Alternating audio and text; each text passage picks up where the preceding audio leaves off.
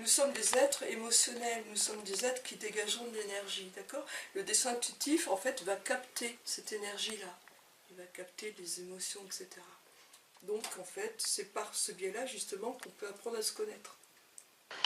Le dessin intuitif, il s'adresse surtout au niveau de l'inconscient. C'est une des portes de l'inconscient, d'accord? Après, plus on apprend à se connaître, plus on apprend nos blocages, parce qu'on a tous plus ou moins des blocages, des choses comme ça à travailler, et plus en fait on va apprendre aussi à s'accueillir tel qu'on est. Quand je les prends en séance, si tu veux, hein, quand je les prends en séance, en fait, déjà on y a une discussion autour d'un café, d'un thé. Pourquoi? Parce que souvent les gens sont un petit peu tendus, ils ne savent pas trop en fait ce que ça va donner.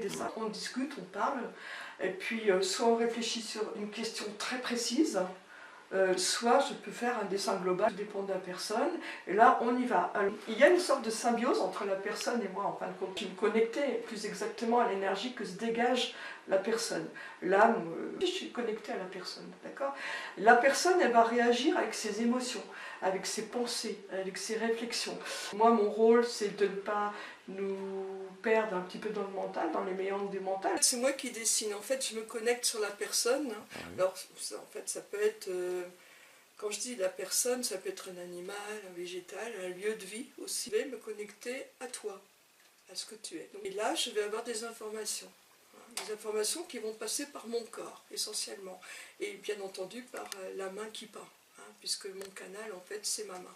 La nature est bien faite, c'est-à-dire que en fait, on prend conscience petit à petit, quand on est prêt. En fait. Et le dessin intuitif, il est là pour finalement mettre une pichenette à ça. Moi, j'ai remarqué ça, c'est que les gens, en fin de compte, savaient déjà la plupart des choses que je dis dans les dessins. Ils le savaient déjà, mais ils avaient besoin finalement que ce soit matérialisé par un dessin. Souvent, les gens me disent « Ah, tu vas voir des horreurs sur moi et tout, et je me marre doucement, quoi. Parce qu'ils sont souvent surpris, en fait.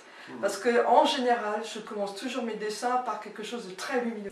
Une séance, ça dure 1h30, 2 heures, hein, ça c'est clair. Si le dessin montre des émotions un petit peu trop denses, voilà, là, dans ces cas-là, je fais un dessin que j'appelle un dessin de soin, un dessin équilibrant. Je ne laisse jamais quelqu'un partir avec des émotions qui viennent de sortir, qui sont denses, quoi. C'est donc vraiment pour les gens curieux de leur propre nature, d'accord, qui ont envie de se connaître et de connaître le monde. Mais c'est aussi pour les gens qui sont sur un chemin en conscience, leur propre chemin en conscience, également, pour les gens qui ont envie de travailler sur eux-mêmes. Une fois que je me connecte à la personne, en fait, ça va durer le temps du dessin et le temps, bien entendu, de l'accompagnement, jusqu'à qu'il s'en aille, en fin de compte. Parfois, je fais des dessins à distance. Évidemment, il n'y a pas le dialogue escompté pendant que je fais le dessin. Mais une fois qu'ils ont reçu le dessin par la poste, là, ils m'appellent et là, on va en parler, on va en discuter. Et là, parfois, il y a des éveils de conscience qui se font.